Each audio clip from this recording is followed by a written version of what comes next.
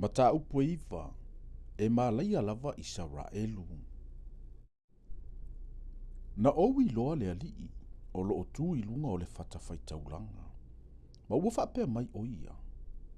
I nā tā ia le la au whaalava o le whaitotoa. Ia lulu I nā I o pou. Ia ngaunga wai I lunga o lātou ulu uma. O te whasioti fo I le pelue ua totoe o I lātou. Aiso lātou e sola e le sao ia. Aiso lātou e sola ese, e le la vea I no ia. A whai lātou te eli I o se oli. E au maia I lātou e lo ulima ai lea mea. A whai lātou te whea e I le langi. O te aveina ifo I lātou ai lea mea. A whai lātou te lalafi le tumutumu o karamelu. O te sue ai. Ma au mai ai I lātou ai lea mea. A whai fo I le lafi I lātou ai o uluma I le loloto o le sami. O te whai atu ai I le ngata. O na utia I leo I lātou e ia. A whai fo I e tāwhea I lātou I luma o e. O whai I lātou mawhili. O te whai atu ai I le pelu.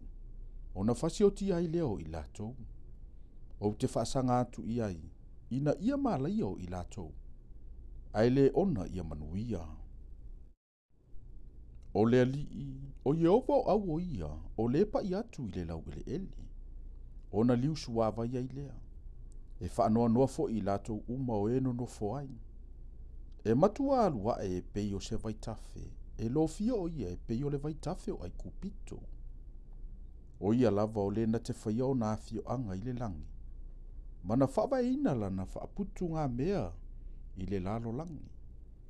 O le na te wala auina I le sua sami o le sami. Ma whaamalingi ai I le fonga ele ele. O Yehova o lona sua whalea. O loo whaapea mai Yehova. Le whanaunga Israelu e. E le ua pei o tangata Aitiope ea o tau I a te au. Pena le aveina e ea. Israelu e au ai le nuo ai kupito. O Filisitia foi. Ai kafetori masuria ai kira. Whaauta, ua whaasanga fofonga o le li o Yehova I le maloa mi o leanga. O te whaumatia ai le fonga ele ele. Na o le aingo Iakopo o te le matua whaumatia. O lo fetalai mai ai Yehova. Whaauta mai foi, o te whaiatu.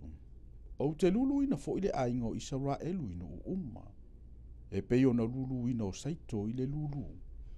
Ai le pa usi na fua I le ele ele. E oti I le pelu I lato umma o lo unu o e angasala. O e whapeane. E le aulia mai le malaia. Pe maua mai I tātou. O le aso lea, o te whatuina I le whale apitanga o tā vita ua pa u. O te pupuni ana mea ua le petia. O ana mea fo I ua solo o te ati inae. O te ati na e pe ona whaia I ona po ana mua. Ina ia whai mo lātou tofi e ua totoe o e toma. A toa manu umma o e ua whai ngoa ina I lo wingoa. O lo fetalai mai ai Yehova o le na te whaia le nei mea. O lo whapea mai Yehova, whauta. E o mai o naso e au li ai le suatia le whanua I le sele saito. Ma le solivine I le lulu saito. E tautulu maunga I le suavine. E tawhea ai mea maupue pue umma. O te whaafoisia mai le tawheanga o lo unu o Israelu. O na lātou whaatuina I leo a ai ua whaatafuna ina manono fo ai. Lātou te totoina fo I tō vine, ma inu waina ai. Lātou te whaifo I whaato anga ma a ai ai o na fua. O te totoina I lātou ilo lātou lau ele ele. E le toelia ina I lātou ai lo lātou lau ele ele. Na ofo a ina tuai ia te I lātou.